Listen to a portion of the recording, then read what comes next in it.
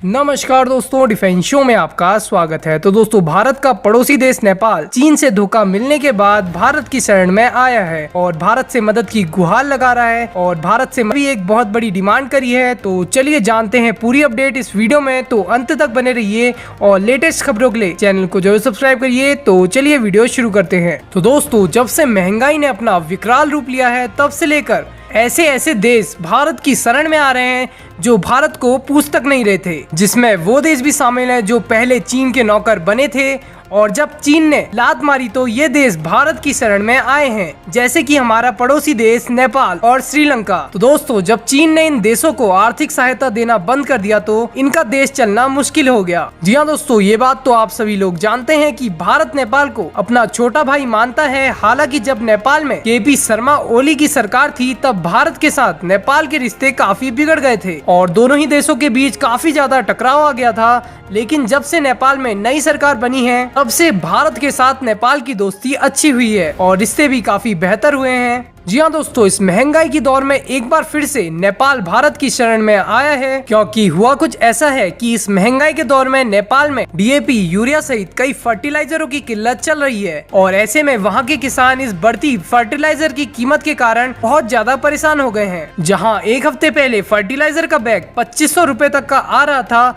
अब वही फर्टिलाइजर का बैग 4000 से भी ऊपर हो गया है। साथ ही नेपाल में खरीफ की फसल की बुआई शुरू हो गई है और इस दौरान नेपाल के किसानों को फर्टिलाइजर की काफी भारी मात्रा में जरूरत है। ये किसान एक अच्छी फसल की पैदावार कर सकेंगे और ये बात तो आप जानते ही होंगे, या जिन्हें नहीं पता उनकी जानकारी के लिए हम आपको ये बता दें कि नेपाल की ज्यादातर जनता कृषि पर ही निर्भर है और कृषि से ही उनका पालन पोषण होता है। कृषि के ऊपर फर्टिलाइजर की खपत को पूरा करने के लिए नेपाल भारत की शरण में आया है और नेपाल ने भारत से 1.5 लाख टन फर्टिलाइजर की मांग की है और भारत ने भी नेपाल की डिमांड पर अपनी हामी भर दी है और भारत की ओर से ये कह दिया है कि 50,000 मैट्रिक टन यूरिया के साथ 30,000 टन डीएपी जुलाई महीने के अंदर नेपाल को उपलब्ध करा दिया जाएगा और इसके लिए भारत और नेपाल की कंपनियों के बीच समझौता ज्ञापन के ऊपर बात भी चल रही है और जैसे ये बात पूरी होती है तो भारत की ओर से ये फर्टिलाइजर नेपाल के लिए रवाना कर दिया जाएगा। वैसे दोस्तों, आपकी क्या राय है? भारत नेपाल को फर्टिलाइजर देकर सही काम कर रहा है? कमेंट बॉक्स में अपनी राय जरूर दें। वीडियो में अंत तक बने रहने के लिए धन्यवाद। अभी के लिए बस इतना ही। जय हिंद, वंदे मातरम।